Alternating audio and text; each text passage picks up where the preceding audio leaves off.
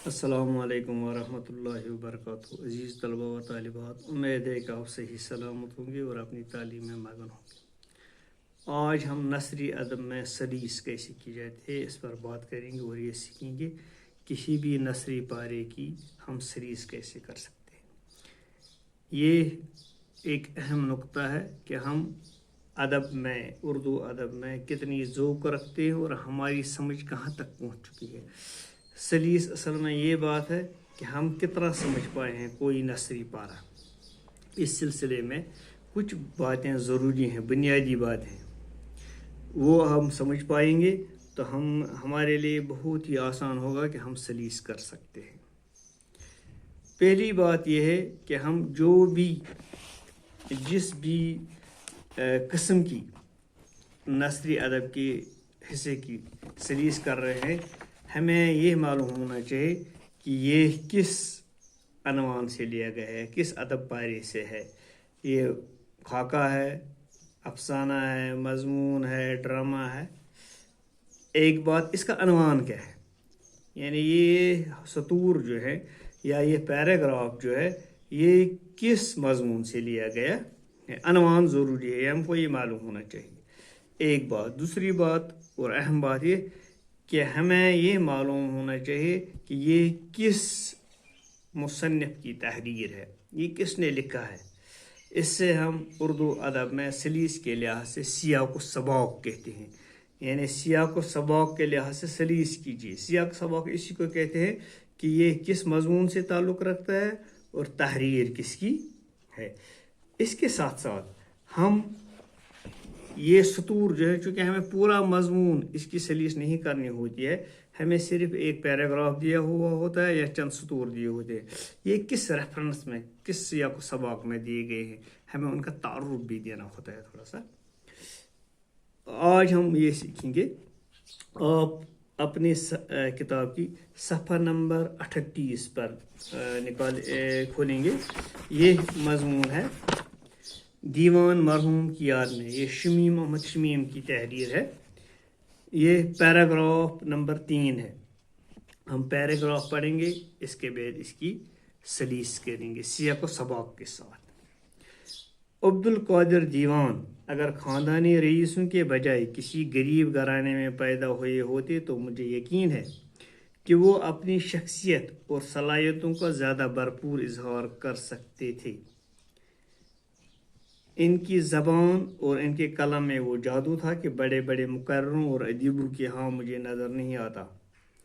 वो यूँ तो बहुत शर्मीले थे और बेतकल्लुफ़, दोस्तों के अलावा किसी से बेतकल्लुफ़ न होते, लेकिन जब एक बार खुल जाते तो फिर अंदाज़े गुल अफशानी गुफ्तार देखने के काबिल होता।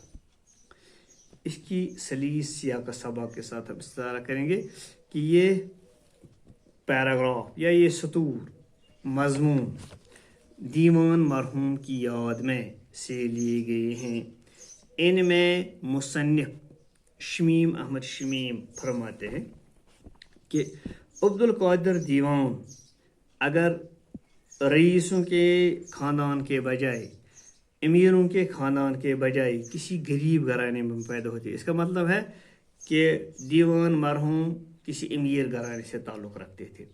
इसलिए शमीम साहब लिखते हैं कि अगर वो किसी गरीब घराने में जन्म लेते, उन्हें गरीब घराने में पैदा हुए होते तो उन्हें लगता है, यानी तो मुझे लगता है, यहाँ लिखा है, यानी उन्हें यकीन है, शमीम अहमद शमीम को यकीन है कि वो ज़्यादा तौर पर अपनी शख्सियत का भरपूर इजहार कर सकते थे, इस्तेमाल कर सकते थे, ज़्यादा तालीम पढ़ सकते थे, इल्मी और बाकी दूसरे कारनामों में बहुत आगे बढ़ सकते थे अगर वो किसी गरीब घराने में जन्म लिए हुए होते। इनकी ज़बान और इनके कलम में वो जादू था कि बड़े बड़े मुकर्रों और अदीबों के यहाँ मुझे नज़र नहीं आता।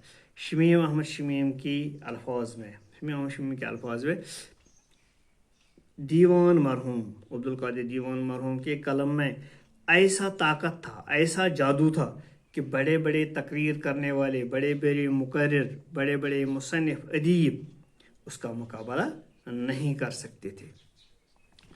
वो यूँ तो बहुत शर्मीले थे, यानी अब्दुल कादिर दीवान साहब बहुत शर्मीले थे, बाहया थे। اور بے تکلف دوستوں کے علاوہ کسی سے بے تکلف نہ ہوتے، اور اپنے دوست حلقوں یاران کے علاوہ کسی سے بے تکلف یعنی بلا تردد بلا حجاب باتیں نہیں کرتے تھے، لیکن جب ایک بار کھل جاتے تو پھر گل افشانی گفتار دیکھنے کے قابل ہوتی، لیکن جب وہ ایک بار اپنی زبان کھولتے، کسی چیز پر کسی موضوع پر بات کرتے تو ان کی بات دیکھنے کے قابل ہوتی، ان کی جو انداز گفتگو ہے، انداز تحریر ہے، وہ دیکھنے کے قابل ہوتی۔ اصل میں یہاں گل افشانی ہے یعنی وہ پھول برستے تھے اپنی زبان میں، یہاں وہ ان کی تعریف کرتے ہیں دیوان مرحوم کی۔ عزیز طلبہ، امید ہے کہ آپ کو یہ سلیس سیاق و سباق کے ساتھ سمجھ آئی ہوگی۔ اگر آپ کو اس سلسلے میں کوئی دقت آئی ہوگی تو آپ مجھے اپنے واٹس ایپ نمبر پر فون کریں گے۔